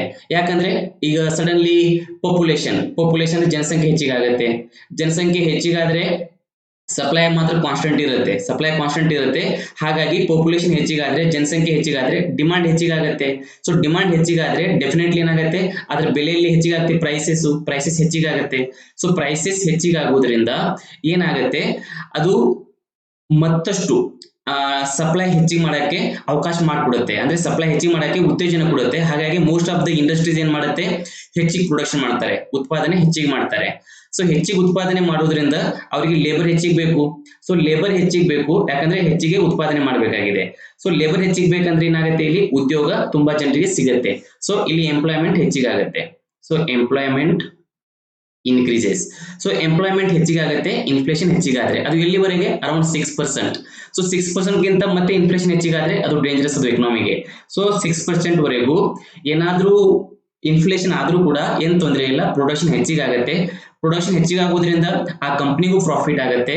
ಮತ್ತೆ ಆ ಕಂಪ್ನಿಯಲ್ಲಿ ಕೆಲಸ ಮಾಡುವಂತ ನಂಬರ್ ಆಫ್ ಲೇಬರ್ಸ್ ಅಥವಾ ಎಂಪ್ಲಾಯೀಸ್ ಅವ್ರ ನಂಬರ್ ಹೆಚ್ಚಿಗಾಗತ್ತೆ. ಹಾಗಾಗಿ ಏನಾಗುತ್ತೆ, ಇಲ್ಲಿ ಎಕನಾಮಿಕ್ ಗ್ರೋತ್ ಆಗುತ್ತೆ. ಸೊ ಎಕನಾಮಿಕ್ ಗ್ರೋತ್ ಆಗುತ್ತೆ. ಓಕೆ, ಇದು ಗೊತ್ತಿರ್ಬೇಕು ನಿಮ್ಗೆ. ಹಾಗಾಗಿ ಇನ್ಫ್ಲೇಷನ್ ಇದು ಎಕನಾಮಿಗೆ ಒಳ್ಳೇದಿದೆ ಅಪ್ ಟು ಸಮ್ ಎಕ್ಸ್ಟೆಂಟ್, ಇದು ನಿಮ್ಗೆ ಗೊತ್ತಿರಬೇಕು. So these are the positive effects of inflation. Next ನೋಡಿ, so causes of inflation. So inflation ಆಗಕ್ಕೆ ಮುಖ್ಯ ಕಾರಣಗಳೇನು? ಸೊ ಕಾಜೆಸ್ ಆಫ್ ಇನ್ಫ್ಲೇಷನ್ ದಲ್ಲಿ ಮುಖ್ಯವಾಗಿ ಎರಡು ಪಾಯಿಂಟ್ ಇದಾವೆ. ಒಂದು demand pull inflation and second cost push inflation. Demand pull inflation ಅಂದ್ರೆ ಏನು? ಈ ಹಣದುಬ್ಬರ ಇದೆ ನೋಡಿ, ಇನ್ಫ್ಲೇಷನ್ ಇದೆ ನೋಡಿ, ನಾವಾಗೆ ಮಾಡ್ತೀವಿ. ನಾವಾಗೆ ಅಂದ್ರೆ ಯಾರು? ಕನ್ಸ್ಯೂಮರ್. ಓಕೆ, ಕನ್ಸ್ಯೂಮರ್ ಅಂದ್ರೆ ನಾವು ಕನ್ಸಂಪ್ಷನ್ ಮಾಡ್ತಾ ಇದೇವಲ್ಲ, ಗ್ರಾಹಕರು. ಸೊ ನಾವಾಗೆ ಮಾಡುವುದು demand pull inflation. So demand pull inflation ಯಾರು ಮಾಡ್ತಾರೆ? ಕ್ವಶನ್ ಕೇಳಬಹುದು ನಿಮ್ಗೆ, ಯಾರು ಮಾಡ್ತಾರಂತ? ಕನ್ಸ್ಯೂಮರ್. ಅದೇ ಕಾಸ್ಟ್ ಪುಷ್ ಇನ್ಫ್ಲೇಷನ್ ಯಾರು ಮಾಡ್ತಾರೆ? ಪ್ರೊಡ್ಯೂಸರ್. ಯಾರು ಉತ್ಪಾದನೆ ಮಾಡ್ತಾ ಇದ್ದಾರೆ ನೋಡಿ, ಅವ್ರೇನ್ ಮಾಡ್ತಾರೆ? ಕಾಸ್ಟ್ ಪುಷ್ ಇನ್ಫ್ಲೇಷನ್ ಗೆ ಅವರು ಕಾರಣೀಭೂತರು. ಅದೇ ಡಿಮಾಂಡ್ ಪೂಲ್ ಇನ್ಫ್ಲೇಷನ್ ಗೆ ಯಾರು ಕಾರಣೀಭೂತರು? ಕನ್ಸ್ಯೂಮರ್ ಅಥವಾ ಗ್ರಾಹಕರು. ಸೊ ಡಿಮಾಂಡ್ ಪೂಲ್ ಅಂದ್ರೆ ಏನು? ಪೂಲ್ ಅಂದ್ರೆ ಜಗ್ಗುದು ಅಂದ್ರೆ ನಾವಾಗೆ ಅದನ್ನ ಹಣದುಬ್ಬರ ಮಾಡೋದು. ಸೊ ಕಾಸ್ಟ್ ಪುಷ್ ಅಂದ್ರೆ ಏನು? ಹಣದುಬ್ಬರನ ಹೆಚ್ಚಿಗೆ ಮಾಡೋದು. ಯಾರು ಮಾಡ್ತಾರೆ ಇಲ್ಲಿ? ಪ್ರೊಡ್ಯೂಸರ್ಸ್. ಅದು ಯಾವ ರೀತಿಯಾಗಿ ಮಾಡ್ತಾರೆ ಇವಾಗ ನೋಡಿ, ನೆಕ್ಸ್ಟ್ ಪಾಯಿಂಟ್ ಇದಾವೆ ನೋಡಿ. ಸೊ ಡಿಮಾಂಡ್ ಪೂಲ್ ಇನ್ಫ್ಲೇಷನ್ ಆಗ್ಬೇಕಂದ್ರೆ ಕಾರಣಗಳೇನೇನು ನೋಡಿ. ಸೊ ಡಿಮಾಂಡ್ ಪೂಲ್ ಇನ್ಫ್ಲೇಷನ್ ಗೆ ಕಾರಣಗಳು. ಸೊ ಈ ಚಾರ್ಟ್ ನೋಡಿ, ಫಸ್ಟ್ ನೀವು ಈ ಚಾರ್ಟ್ ನಿಮಗೆ ಗೊತ್ತಾಗತ್ತೆ. Increase in the government expenditure plus increase in the wages. ಏನಾದ್ರೂ ವರ್ಕ್ ಮಾಡುವಂತ ಲೇಬರ್ಸ್ ಅಥವಾ ಎಂಪ್ಲಾಯೀಸ್ ಅವ್ರ ಸ್ಯಾಲರಿ ಹೆಚ್ಚಿಗಾದ್ರೆ ಮನಿ ಸಪ್ಲೈ ಹೆಚ್ಚಿಗಾಗತ್ತೆ ಮಾರ್ಕೆಟ್ ಅಲ್ಲಿ. ಸೊ ಅದು ಕೂಡ ಇನ್ಫ್ಲೇಷನ್ ಗೆ ಒಂದು ದಾರಿ ಆಗುತ್ತೆ. So increase in the prices of the raw materials. ಏನು ಇಂಡಸ್ಟ್ರಿಗೆ ಏನೇನ್ ಪ್ರೊಡಕ್ಟ್ಸ್ ಬೇಕಲ್ಲ, ಇನ್ಪುಟ್ಸ್ ಬೇಕಲ್ಲ, ಅದ್ರ ಪ್ರೈಸಸ್ ಹೆಚ್ಚಿಗಾದ್ರೂ ಕೂಡ ಇನ್ಫ್ಲೇಷನ್ ಆಗುತ್ತೆ. So increase in the import prices like crude oil. ಏನಾದ್ರೂ ಕ್ರೂಡ್ ಆಯಿಲ್ ಪ್ರೈಸಸ್ ಹೆಚ್ಚಿಗಾದ್ರೆ ಇಲ್ಲಿ ಪೆಟ್ರೋಲ್ ಮತ್ತೆ ಡೀಸೆಲ್ ಬೆಲೆ ಹೆಚ್ಚಿಗಾಗತ್ತೆ. ಅದು ಕೂಡ ಒಂದು ಟೈಪ್ ಆಫ್ ಇನ್ಫ್ಲೇಷನ್ ಕಾರಣ ಆಗುತ್ತೆ. So increase in the profits of the firms. ಏನಾದ್ರೂ ಈಗ ನೋಡಿ, ಕಾರ್ಪೊರೇಟ್ಸ್ ಅಥವಾ ಕಂಪನೀಸ್ ಅವ್ರದ್ದು ಏನಾದ್ರೂ ಪ್ರಾಫಿಟ್ ಹೆಚ್ಚಿಗಾದ್ರೆ ಅವ್ರೇನ್ ಮಾಡ್ತಾರೆ? ಮತ್ತೆ ಅದರ ಹೊಸ ಕ್ವಾಲಿಟಿ ಪ್ರಾಡಕ್ಟ್ ನ ಮ್ಯಾನುಫ್ಯಾಕ್ಚರ್ ಮಾಡಕ್ಕೆ ಟ್ರೈ ಮಾಡ್ತಾರೆ. ಈ ಕ್ವಾಲಿಟಿ ಹೆಚ್ಚಿಗಾದ್ರೆ ಅದರ ಪ್ರೈಸ್ ಕೂಡ ಹೆಚ್ಚಿಗಾಗತ್ತೆ. ಅದು ಇನ್ಫ್ಲೇಷನ್ ಗೆ ದಾರಿ ಮಾಡಿಕೊಡುತ್ತೆ. ಇನ್ನೊಂದು ನೋಡಿ, increase in the money supply by the RBI. ಈಗ ಏನಾದ್ರೂ RBI ಮಾರ್ಕೆಟ್ ಅಲ್ಲಿ ಹೆಚ್ಚಿಗೆ ಮನಿ ಸಪ್ಲೈ ಮಾಡಿದ್ರೆ ಅವಾಗ ಏನಾಗತ್ತೆ? ಜನರ ಹತ್ರ ದುಡ್ಡು ಹೆಚ್ಚಿಗೆ ಬರುತ್ತೆ. ಹಾಗಾಗಿ ಅವ್ರು ಹೆಚ್ಚಿಗೆ ಪರ್ಚೇಸ್ ಮಾಡಕ್ ಟ್ರೈ ಮಾಡ್ತಾರೆ. ಅವಾಗೂ ಕೂಡ ಇದು ಇನ್ಫ್ಲೇಷನ್ ಗೆ ದಾರಿ ಮಾಡಿಕೊಡುತ್ತೆ. ಸೊ ಇವೆಲ್ಲ ಪಾಯಿಂಟ್ಸ್ ಇನ್ಫ್ಲೇಷನ್ ಆಗಕ್ಕೆ. ಅದರಲ್ಲಿ ಮುಖ್ಯವಾಗಿ ಎರಡು ಪಾಯಿಂಟ್ ಅಂತ ಹೇಳಿದೆ ನಾನು. ಒಂದು demand pull inflation and second cost push inflation. ಅದನ್ನ ನೋಡ್ಕೊಳ್ಳೋಣ. ಡಿಮಾಂಡ್ ಪೂಲ್ ಯಾವುದು, ಕಾಸ್ಟ್ ಪೂಲ್ ಯಾವುದು, ಅದು ನೋಡ್ಕೊಳ್ಳೋಣ ಫಸ್ಟ್. ಇವಾಗ ನೋಡಿ, ಡಿಮಾಂಡ್ ಪೂಲ್ ಫ್ಯಾಕ್ಟರ್ಸ್ ನೋಡಿ. ಇವಾಗ ಇನ್ಕ್ರೀಸ್ ಇನ್ ದ ಇನ್ಕಮ್. ಈಗ ಫಾರ್ ಎಕ್ಸಾಂಪಲ್ ಪರ್ಸನ್ ಎ ಇವ್ರ ಇನ್ಕಮ್ 5000 ಇದೆ ಅಂತ ತಿಳ್ಕೊಳ್ಳಿ. ಇವ್ರ ಇನ್ಕಮ್ 5000 ರೂಪೀಸ್ ಇದೆ ಪರ್ ಮಂತ್. ಅವ್ರ ಇನ್ಕಮ್ 5000 ಇದೆ. ಅವರು ಎಷ್ಟು? 2000 ರೂಪೀಸ್ ಎಕ್ಸ್ಪೆಂಡಿಚರ್ ಮಾಡ್ತಾ ಇದ್ದಾರೆ 2000. ಅದೇ ಅವ್ರ ಇನ್ಕಮ್ ಏನಾದ್ರೂ 8000 ಆದ್ರೆ, ಅವ್ರ ಇನ್ಕಮ್ 8000 ಪರ್ ಮಂತ್ ಆದ್ರೆ ಡೆಫಿನೆಟ್ಲಿ ಅವರು ಖರ್ಚು ಕೂಡ ಹೆಚ್ಚಿಗೆ ಮಾಡ್ತಾರೆ. ಎಕ್ಸ್ಪೆಂಡಿಚರ್ ಅರೌಂಡ್ ಅವರು 3000 ಮಾಡಕ್ ಸ್ಟಾರ್ಟ್ ಮಾಡ್ತಾರೆ.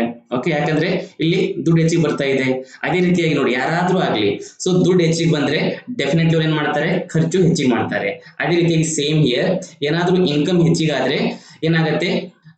ಖರ್ಚು ಹೆಚ್ಚಿಗಾಗತ್ತೆ. ಸೊ ಖರ್ಚು ಹೆಚ್ಚಿಗಾದ್ರೆ ಅವ್ರೇನ್ ಮಾಡ್ತಾರೆ?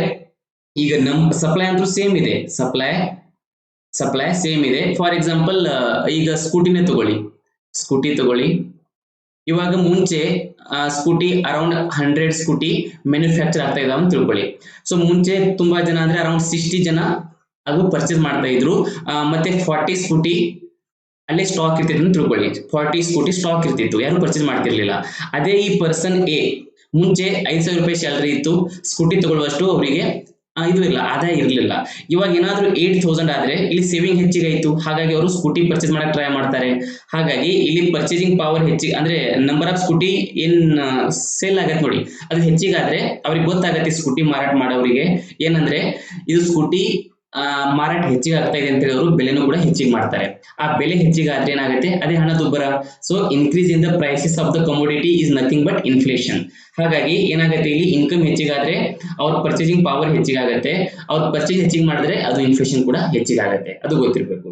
ನೆಕ್ಸ್ಟ್ ನೋಡಿ, increase in the spending by the public. ಅದೇ ಅವ್ರ ಇನ್ಕಮ್ ಹೆಚ್ಚಿಗಾದ್ರೆ ಅವರು ಖರ್ಚು ಕೂಡ ಹೆಚ್ಚಿಗೆ ಮಾಡ್ತಾರೆ. ಅದು ಫೈಂಡು ಎದಕ್ಕೆ? ಡಿಮಾಂಡ್ ಪೂಲ್ ಇನ್ಫ್ಲೇಷನ್ ಗೆ ಎರಡನೇ ಕಾರಣ.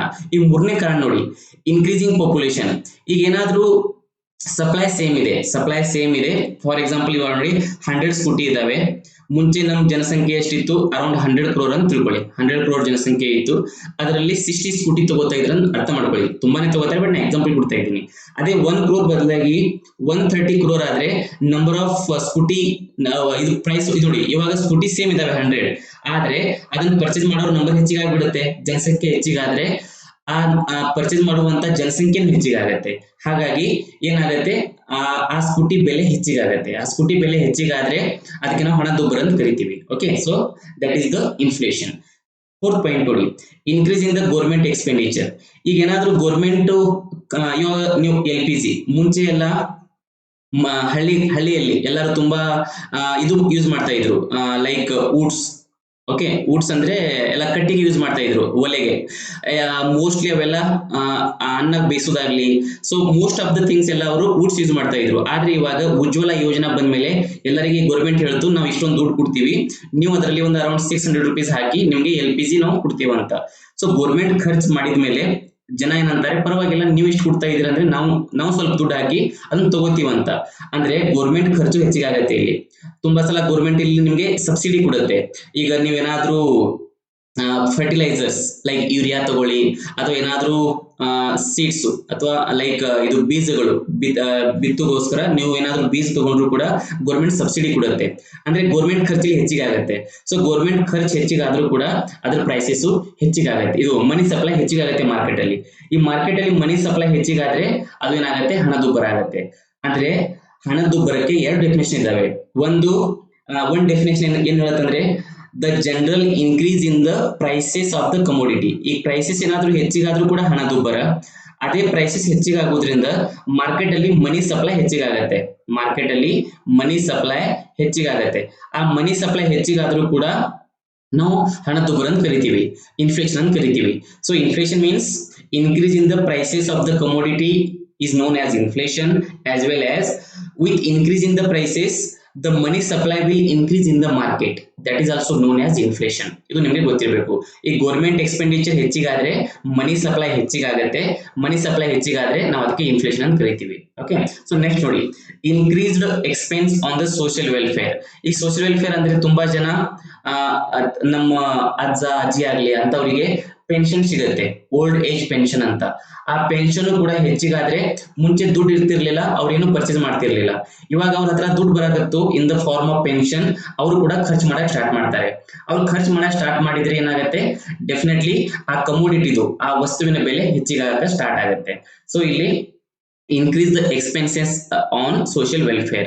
ನೆಕ್ಸ್ಟ್ ನೋಡಿ, hoarding and black marketing. hoarding ಅಂದ್ರೆ ಏನು, ಸಂರಕ್ಷಣೆ ಮಾಡೋದು. ಯಾರಾದ್ರೂ ಬಿಸ್ನೆಸ್ ಮ್ಯಾನ್ ಇರ್ತಾರೆ ನೋಡಿ, ಅವ್ರಿಗೆ ಗೊತ್ತಿರತ್ತೆ ಇನ್ನೊಂದು ಮಂತ್ 2 ಮಂತ್ ಆದ್ಮೇಲೆ ಈ ವಸ್ತುವಿನ ಬೆಲೆ ಹೆಚ್ಚಿಗೆ ಆಗತ್ತಂತ. ಅವರು ಅದನ್ನ ಸ್ಟೋರ್ ಮಾಡಕ್ ಸ್ಟಾರ್ಟ್ ಮಾಡ್ತಾರೆ. ಅದನ್ನ ಸ್ಟೋರ್ ಮಾಡಿ ನೆಕ್ಸ್ಟ್ 2 ಮಂತ್ ಆದ್ಮೇಲೆ ಅವ್ರಿಗೆ ಗೊತ್ತಾಗತ್ತೆ ಈ ವಸ್ತುವಿನ ಬೆಲೆ ತುಂಬಾನೇ ಇದೆ ಮಾರ್ಕೆಟ್ ಅಲ್ಲಿ ಅಂತ. ಅವಾಗ ಅವರು ಸೆಲ್ ಮಾಡಕ್ ಟ್ರೈ ಮಾಡ್ತಾರೆ. ಅವಾಗ ಅದ್ರ ಬೆಲೆ ಹೆಚ್ಚಿಗೆ ಆಗಿರುತ್ತೆ. ಹಾಗಾಗಿ ಅದು ಇನ್ಫ್ಲೇಷನ್ ಗೆ, ಹಣದುಬ್ಬರಕ್ಕೆ ದಾರಿ ಮಾಡಿಕೊಡುತ್ತೆ. ಬ್ಲ್ಯಾಕ್ ಮಾರ್ಕೆಟಿಂಗ್ ಅಂದ್ರೆ ನಿಮಗೆ ಗೊತ್ತು, ನಾವು ಕಪ್ಪು ಮಾರುಕಟ್ಟೆ ಅಂತ ಕರಿತೀವಿ. ಕಪ್ಪು ಮಾರುಕಟ್ಟೆ ಅಂದ್ರೆ ಏನು, 100 rupees ತಗೊಳ್ಳೋದು, ಯಾವ್ದಾದ್ರು ವಸ್ತು 100 rupees ತಗೊಂಡು ಅದನ್ನ ಮಾರ್ಕೆಟ್ ಅಲ್ಲಿ 200 rupees ಗೆ ಮಾರೋದು. ಬೆಸ್ಟ್ ಎಕ್ಸಾಂಪಲ್ ಅಂದ್ರೆ ಲಾಕ್ಡೌನ್ ಅಲ್ಲಿ ಎಲ್ಲರ ಅಂತಾರಲ್ಲ ಎಣ್ಣೆ, ಆಲ್ಕೋಹಾಲ್. ಇವಾಗ 100 rupees ಇರುವಂತ ಆಲ್ಕೋಹಾಲ್ ಬಾಟ್ಲು ಕೂಡ ಲಾಕ್ಡೌನ್ ಟೈಮ್ ಅಲ್ಲಿ ತುಂಬಾ ಜನ 1000 rupees ಕೊಟ್ಟು ಕುಡಿದವರು ಇದ್ದಾರೆ. 100 rupees ಸಿಗುವಂತ ಬಾಟಲ್ 1000 rupees. ಯಾಕಂದ್ರೆ ಬ್ಲ್ಯಾಕ್ ಮಾರ್ಕೆಟಿಂಗ್ ಗೊತ್ತು, ಯಾಕಂದ್ರೆ ಗೌರ್ಮೆಂಟ್ ಲಾಕ್ಡೌನ್ ಮಾಡಿತ್ತು, ಅಂದ್ರೆ ಇದು ಆಲ್ಕೋಹಾಲ್ ಸೇಲ್ ಮಾಡೋದನ್ನ ಬ್ಯಾನ್ ಮಾಡಿತ್ತು. ಹಾಗಾಗಿ ಏನಾಗತ್ತೆ, ಇಲ್ಲಿ ತುಂಬಾ ಜನ ಇರ್ತಾರಲ್ಲ, ನಮ್ಮ ಇದು ಅಂತಾರಲ್ಲ ಅವರಿಗೆ ಮದ್ಯಪ್ರಿಯರು. ಆ ಮದ್ಯಪ್ರಿಯರಿಗೆ ಬೆಲೆ ಎಷ್ಟೇ ಹೆಚ್ಚಾದ್ರೂ ಪರವಾಗಿಲ್ಲ, ಅವ್ರಿಗೆ ಮದ್ಯ ಸಿಗ್ಬೇಕು. ಇಲ್ಲಾಂದ್ರೆ ಒಂಥರ ಅದು ಅವರಿಗೆ ಅಭಿಷೇಕ ಮಾಡಿದಾಗೆ, ಅದು ಪೂಜೆ ಆಗ್ಲಿಕ್ಕೆ ಅಂದ್ರೆ ಅಭಿಷೇಕ ಅಲ್ಲ ಅಂತ ಹೇಳ್ತಾರಲ್ಲ, ಅದೇ ರೀತಿಯಾಗಿ. ಸೊ ಇಲ್ಲಿ 1000 rupees ಕೊಟ್ಟರು ಪರವಾಗಿಲ್ಲ, ಅವರಿಗೆ ಆ ವಸ್ತು ಸಿಗ್ಬೇಕು. ಹಾಗಾಗಿ 100 rupees ಇರುವಂತ ವಸ್ತು ಇಲ್ಲಿ 1000 rupees ಸಿಗ್ತಾ ಇದೆ, ಅಂದ್ರೆ 900 rupees ಹೆಚ್ಚಿಗಾಯಿತು. This 900 rupees is nothing but ಹಣದುಬ್ಬರ ಅಥವಾ ಇನ್ಫ್ಲೇಷನ್ ಅಂತ ಕರಿತೀವಿ. ಯಾಕಂದ್ರೆ ಈ ಮುಂಚೆ ಮಾರ್ಕೆಟ್ ಅಲ್ಲಿ ಅದೇ 1 ಆಲ್ಕೋಹಾಲ್ ಬಾಟಲ್ ಮಾರಾಟ ಮಾಡಿದ್ರೆ ಮಾರ್ಕೆಟ್ ಅಲ್ಲಿ 100 rupees ಸಪ್ಲೈ ಆಗ್ತಿತ್ತು. ಆದ್ರೆ ಇವಾಗ ಸೇಮ್ ಆಲ್ಕೋಹಾಲ್ ಬಾಟಲ್ ಮಾರ್ಕೆಟ್ ಅಲ್ಲಿ ಸೇಲ್ ಮಾಡಿದ್ರೆ 1000 rupees ಸರ್ಕ್ಯುಲೇಟ್ ಆಗ್ತಾ ಇದೆ ಎಕಾನಮಿಯಲ್ಲಿ. ಹಾಗಾಗಿ ಇಲ್ಲಿ ಮನಿ ಸಪ್ಲೈ ಹೆಚ್ಚಿಗಾಯಿತು. ಬಟ್ ವಸ್ತು ಒಂದೇ ಇದೆ, ಕಮೋಡಿಟಿ ಒಂದೇ ಇದೆ, ಆದ್ರೆ ಮನಿ ಸಪ್ಲೈ ಹೆಚ್ಚಿಗಾಯಿತು. This increase in money supply is also known as inflation, or this increase in price from 100 rupees to 1000 rupees, this is also known as inflation. ಇದು ನಿಮಗೆ ಗೊತ್ತಿರಬೇಕು. ಸೊ ಮುಂದೆ ನೋಡಿ, increasing the procurement prices. Procurement prices ಅಂದ್ರೆ ಏನು? Purchasing power, ಅಂದ್ರೆ ಆ ವಸ್ತುವಿನ ಖರೀದಿ ಮಾಡೋದು. ತುಂಬಾ ಸಲ ಗೋರ್ಮೆಂಟೇ ಹೇಳುತ್ತೆ, ಈ ಗೋರ್ಮೆಂಟೇ MSP ಕೊಡುತ್ತೆ ತುಂಬಾ ವಸ್ತುಗಳಿಗೆ, ಅಂದ್ರೆ ಮಿನಿಮಮ್ ಸಪೋರ್ಟ್ ಪ್ರೈಸ್ ಕೊಡುತ್ತೆ. ಆ MSP ಕೊಡೋದ್ರಿಂದ ತುಂಬಾ ವಸ್ತುವಿನ ಬೆಲೆಗಳು ಕೂಡ ಹೆಚ್ಚಿಗೆ ಆಗುತ್ತೆ. ಅವಾಗ ಕೂಡ ಅದು ಹಣದುಬ್ಬರಕ್ಕೆ ಅವಕಾಶ ಮಾಡಿಕೊಡುತ್ತೆ. ಇನ್ನೊಂದು ಕರಪ್ಷನ್. ಕರಪ್ಷನ್ ಅಂದ್ರೆ ಇವಾಗ ನೋಡಿ, ತುಂಬಾ ಜನ IAS ಆಫೀಸರ್ ಯಾಕೆ? ಜಸ್ಟ್ ಕಾನ್ಸ್ಟೇಬಲ್ ತಗೊಳ್ಳಿ ನೀವು. ಒಂದು ಕಾನ್ಸ್ಟೇಬಲ್ ಸ್ಯಾಲರಿ ಎಷ್ಟಿರುತ್ತೆ ಮ್ಯಾಕ್ಸಿಮಮ್ ನೋಡಿ, ಅರೌಂಡ್ 30 to 36,000 rupees ಇರುತ್ತೆ ಅವರಿಗೆ ಸ್ಯಾಲರಿ ಪರ್ ಮಂತ್. ಅವ್ರಿಗೆ 36,000 ಸ್ಯಾಲರಿ ಇದ್ರೂ ಕೂಡ ಅವರು ಸ್ಟಾರ್ಟಿಂಗ್ 4 to 5 year ದಲ್ಲಿ ಒಂದು ಒಳ್ಳೆ ಮನೆ ಕಟ್ಟಿಸ್ತಾರೆ. ಇದೇ ಸ್ಯಾಲರಿಯಲ್ಲಿ ಅವ್ರಿಗೆ ಮನೆ ಕಟ್ಸಕ್ಕಾಗಂಗಿಲ್ಲ, ಆದ್ರೆ ಹೆಚ್ಚಿನ ಮನೆ ಎಲ್ಲಿಂದ ಬರುತ್ತೆ? ಇಲ್ಲಿಂದ. So this is the main source of their income.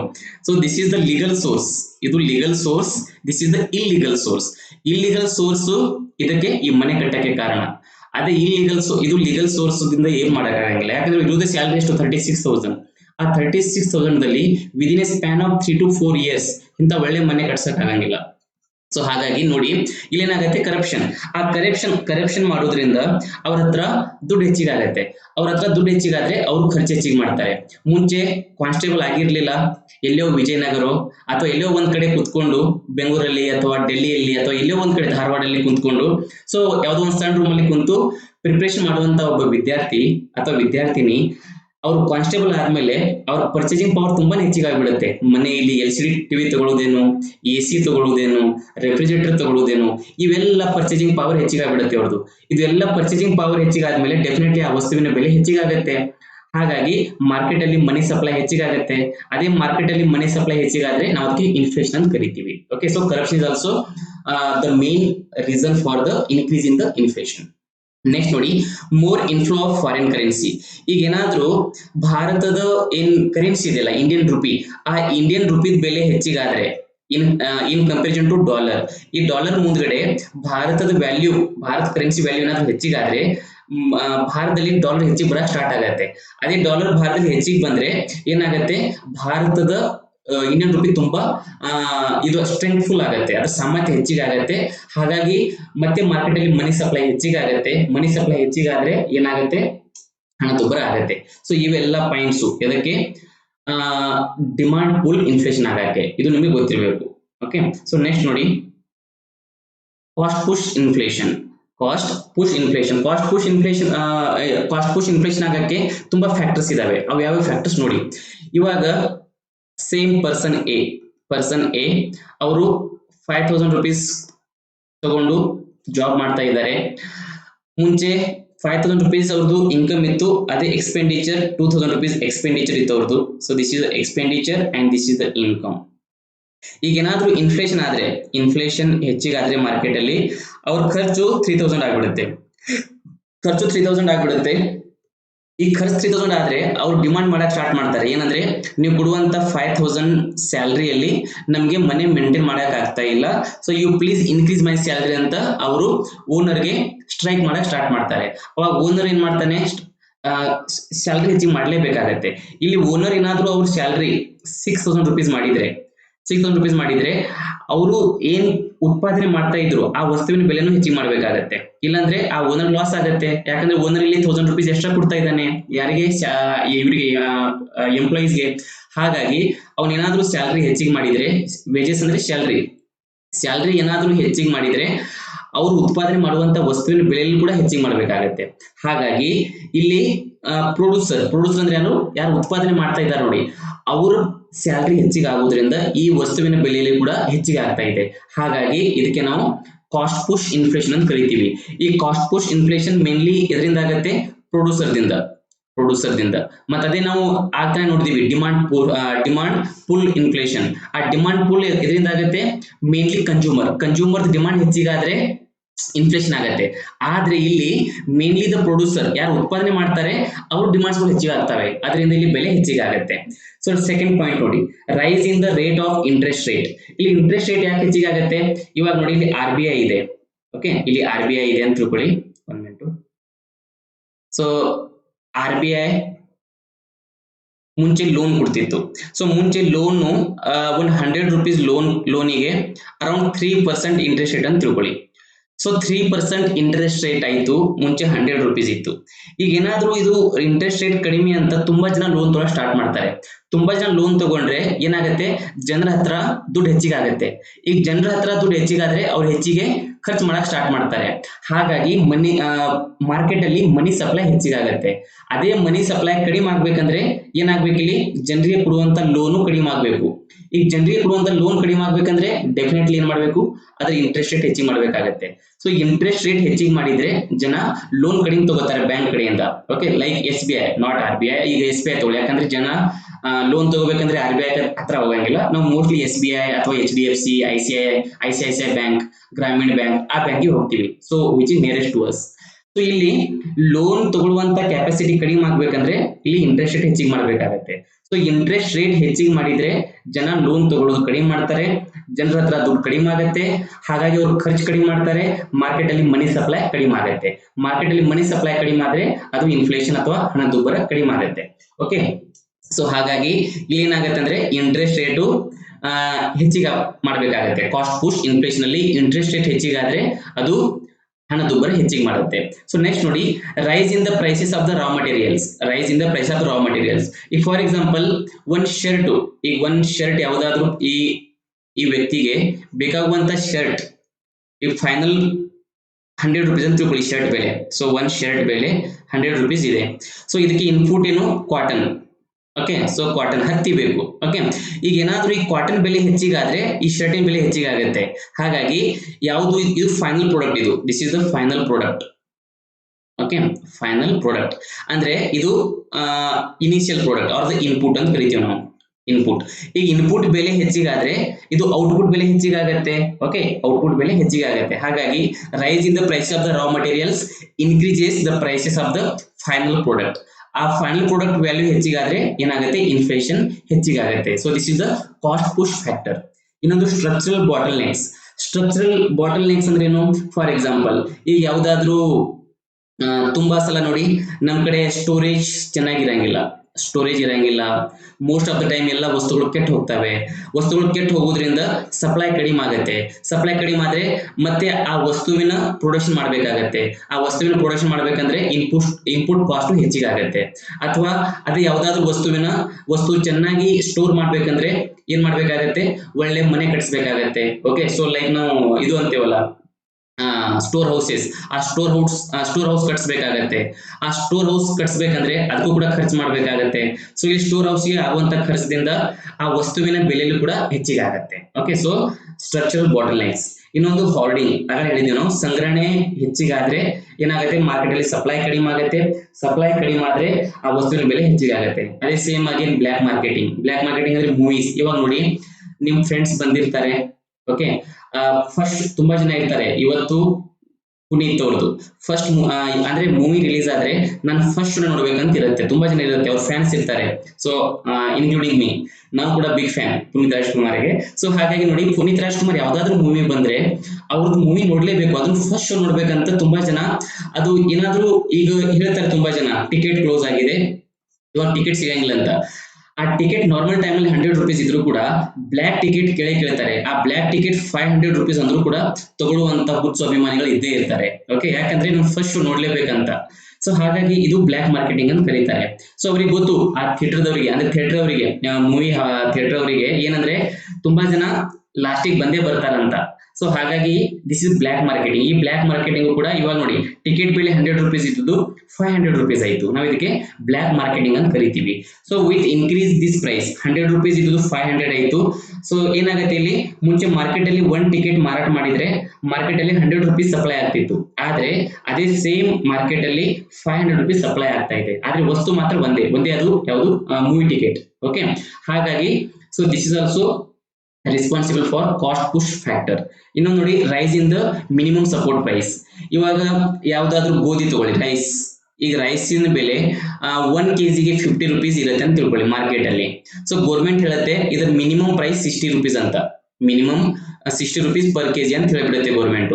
ಈಗ ಏನಾದ್ರೂ 60 ರೂಪೀಸ್ ಪರ್ ಕೆಜಿ ಅಂತ ಹೇಳಿದ್ರೆ ಇಲ್ಲಿ 10 ರೂಪೀಸ್ ಹೆಚ್ಚಿಗೆ ಆಯ್ತು. ಅದ್ ಯಾಕಂದ್ರೆ ಗೌರ್ಮೆಂಟ್ ಮಿನಿಮಮ್ ಸಪೋರ್ಟ್ ಪ್ರೈಸ್ ಎಷ್ಟು ಮಾಡಿದೆ, ಹಾಗಾಗಿ ಮಿನಿಮಮ್ ಸಪೋರ್ಟ್ ಪ್ರೈಸ್ ಹೆಚ್ಚಿಗಾದ್ರೆ ಏನಾಗುತ್ತೆ, ಅದು ಇನ್ಫ್ಲೇಷನ್ ಅಂದ್ರೆ ಹಣದುಬ್ಬರ ಆಗಕ್ಕೆ ತುಂಬಾ ಚಾನ್ಸಸ್ ಇರ್ತವೆ. ಮುಂದೆ ನೋಡಿ, rise in the international prices ಆಗ್ತಾನೆ ಹೇಳಿದೀವಿ. ಏನಾದ್ರೂ ಆಯಿಲ್ ಪ್ರೈಸಸ್ ಹೆಚ್ಚಿಗಾದ್ರೆ ಭಾರತದಲ್ಲಿ ಪೆಟ್ರೋಲ್ ಮತ್ತೆ ಡೀಸೆಲ್ ಪ್ರೈಸ್ ಕೂಡ ಹೆಚ್ಚಿಗಾಗುತ್ತೆ. So that is rise in the international prices. Next ನೋಡಿ, decline in the output or the production. ಈಗ ಏನಾದ್ರೂ ಇಂಡಸ್ಟ್ರಿ ಅಥವಾ ಯಾವ್ದಾದ್ರು ಒಂದು ಔದ್ಯೋಗಿಕ ಕೇಂದ್ರಗಳು ಅವ್ರು ಮುಂಚೆ 100 ವಸ್ತುಗಳು ಏನಾದ್ರು ಮ್ಯಾನುಫ್ಯಾಕ್ಚರ್ ಮಾಡ್ತಾ ಇದ್ದಾರೆ ಅಂದ್ರೆ 100 ಗೂಡ್ಸ್ ಮ್ಯಾನುಫ್ಯಾಕ್ಚರ್ ಮಾಡ್ತಾ ಇದ್ರು. ಆದ್ರೆ ಇವಾಗ ಅವ್ರ ಹತ್ರ ದುಡ್ಡಿಲ್ಲ ಅಂತ ತಿಳ್ಕೊಳ್ಳಿ, ಅವ್ರಿಗೆ ಇನ್ವೆಸ್ಟ್ಮೆಂಟ್ ಮಾಡಕ್ ದುಡ್ಡಿಲ್ಲ. ಹಾಗಾಗಿ ಇನ್ಸ್ಟೆಡ್ ಆಫ್ 100 ಗೂಡ್ಸ್ ಇವಾಗ ಅವರು 80 ಗೂಡ್ಸ್ ಅಷ್ಟೇ ಮ್ಯಾನುಫ್ಯಾಕ್ಚರ್ ಮಾಡ್ತಾ ಇದ್ದಾರೆ. ಓಕೆ, ಮುಂಚೆ 100 ವಸ್ತುಗಳು ಉತ್ಪಾದನೆ ಮಾಡ್ತಾ ಇದ್ರು, ಆದ್ರೆ ಯಾವುದೋ ಒಂದು ಕಾರಣಗಳಿಂದ ಸೊ ಇವತ್ತು 80 ವಸ್ತುಗಳು ಅಷ್ಟೇ ಉತ್ಪಾದನೆ ಮಾಡ್ತಾ ಇದ್ದಾರೆ. ಹಾಗಾಗಿ ಏನಾಗುತ್ತೆ, ಇದು ಮುಂಚೆ 10 ರೂಪೀಸ್ ಇರುವಂತ ವಸ್ತುವಿನ ಬೆಲೆ ಅದು 12 ರೂಪೀಸ್ ಆಗಿಬಿಡುತ್ತೆ. ಯಾಕಂದ್ರೆ ಇಲ್ಲಿ ಉತ್ಪಾದನೆ ಕಡಿಮೆ ಆಗುತ್ತೆ. ಹಾಗಾಗಿ ಇದರ ಬೆಲೆನೂ ಕೂಡ ಇದು 12 ರೂಪೀಸ್ ಆಯ್ತು ನೋಡಿ. 10 ರೂಪೀಸ್ ಇದ್ದದ್ದು 12 ರೂಪೀಸ್ ಆದ್ರೆ ದಟ್ ಈಸ್ ಇನ್ಫ್ಲೇಷನ್, ಹಣದುಬ್ಬರ. Okay, decline in the output, ಏನಾದ್ರೂ ಫೈನಲ್ ಔಟ್ಪುಟ್ ಕಡಿಮೆ ಆದ್ರೆ, ಪ್ರೊಡಕ್ಷನ್ ಕಡಿಮೆ ಆದ್ರೆ ಆ ವಸ್ತುವಿನ ಬೆಲೆಯಲ್ಲಿ ಕೂಡ ಹೆಚ್ಚಳ ಆಗುತ್ತೆ. ಸೊ ಇಷ್ಟು ಯಾವುದು ಕಾಸ್ಟ್ ಪುಷ್ ಫ್ಯಾಕ್ಟರ್ಸ್. ಇದು ತುಂಬಾ ಸಲ ಕೇಳಿದ್ದಾರೆ, ಮೇನ್ಸ್ ಅಲ್ಲಿನೂ ಕೇಳಿದ್ದಾರೆ ಮತ್ತೆ ಪ್ರಿಲಿಮ್ಸ್ ಅಲ್ಲಿನೂ ಕೇಳಿದ್ದಾರೆ. Which of the following are cost push factors and which of the following are that demand pull factors ಅಂತೇಳಿ. ಸೊ ಇಷ್ಟು ನಿಮ್ಗೆ ಗೊತ್ತಿರಬೇಕು. ಸೊ ಇವೇನು ಕಾಸಸ್ ಆಫ್ ದ ಇನ್ಫ್ಲೇಷನ್. ಇವಾಗ ನಾವೆಲ್ಲ ನೋಡಿದೀವಿ, ರೀಸನ್ಸ್ ಆಫ್ ದ ಇನ್ಫ್ಲೇಷನ್ ಅಲ್ಲಿ ನೋಡಿದೀವಿ. ಯಾವುದು, ಮಾರ್ಕೆಟ್ ಅಲ್ಲಿ ಮನಿ ಸಪ್ಲೈ ಹೆಚ್ಚಿಗಾದ್ರೆ ಇನ್ಫ್ಲೇಷನ್ ಆಗುತ್ತೆ. ಈಗ ಮತ್ತೆ ಡಿಮಾಂಡ್ ಅಲ್ಲಿ ಹೆಚ್ಚಿಗಾದ್ರೂ ಕೂಡ ಇನ್ಫ್ಲೇಷನ್ ಆಗುತ್ತೆ. ಓಕೆ, ಮತ್ತೆ ಅದೇ ರೀತಿಯಾಗಿ ಮಾರ್ಕೆಟ್ ಅಲ್ಲಿ ಅಗ್ರಿಗೇಟ್ ಸಪ್ಲೈ, ಅದು ಯಾವುದೇ ತರದ್ದು ಕಾರಣಗಳಿರಲಿ, ಯಾವುದೇ ಕಾರಣಗಳಿಂದ ಮಾರ್ಕೆಟ್ ಅಲ್ಲಿ ಮನಿ ಸಪ್ಲೈ ಹೆಚ್ಚಿಗಾದ್ರೆ ಅದು ಹಣದುಬ್ಬರ ಆಗತ್ತೆ ಅಂತ ನಾವು ಆಲ್ರೆಡಿ ನೋಡಿದ್ದೀವಿ. ಓಕೆ, ಸೊ ನೆಕ್ಸ್ಟ್ ನೋಡಿ, ನಾವು ಇಲ್ಲಿವರೆಗೆ ನೋಡಿದೀವಿ ಲೈಕ್ ಡೆಫಿನೇಷನ್ ನೋಡಿದೀವಿ, what is the definition of inflation. Okay, next ನೋಡಿದೀವಿ ಟೈಪ್ಸ್ ಆಫ್ ಇನ್ಫ್ಲೇಷನ್ ನೋಡಿದೀವಿ. ಅದಾದ್ಮೇಲೆ ಏನ್ ನೋಡಿದೀವಿ, ಮತ್ತೆ ಆ ಇನ್ಫ್ಲೇಷನ್ ಆಗಕ್ಕೆ ಏನೇನು ಕಾರಣಗಳು. ಸೊ 2 ಮೇನ್ ಫ್ಯಾಕ್ಟರ್ಸ್ ಇದಾವೆ, ಒಂದು demand pull factors, second cost push factors, ಅದೆಲ್ಲ ನೋಡಿದೀವಿ. ಸೊ ಈ ವಿಡಿಯೋದಲ್ಲಿ ಇಷ್ಟೇ ಸಾಕು. ಮುಂದಿನ ವಿಡಿಯೋದಲ್ಲಿ ನಾವು ನೋಡೋಣ ಇಂಪಾರ್ಟೆಂಟ್ ಟರ್ಮ್ಸ್ ಏನೇನಿದಾವೆ ಈ ಇನ್ಫ್ಲೇಷನ್ ಜೊತೆಗೆ, ಮತ್ತೆ ಬೇರೆ ಬೇರೆ ಟರ್ಮ್ಸ್ ಏನಿದಾವೆ ಅವೆಲ್ಲ ನಾವು ಚೆನ್ನಾಗಿ ನೋಡೋಣಂತೆ. Okay, thank you so much, take care, bye by.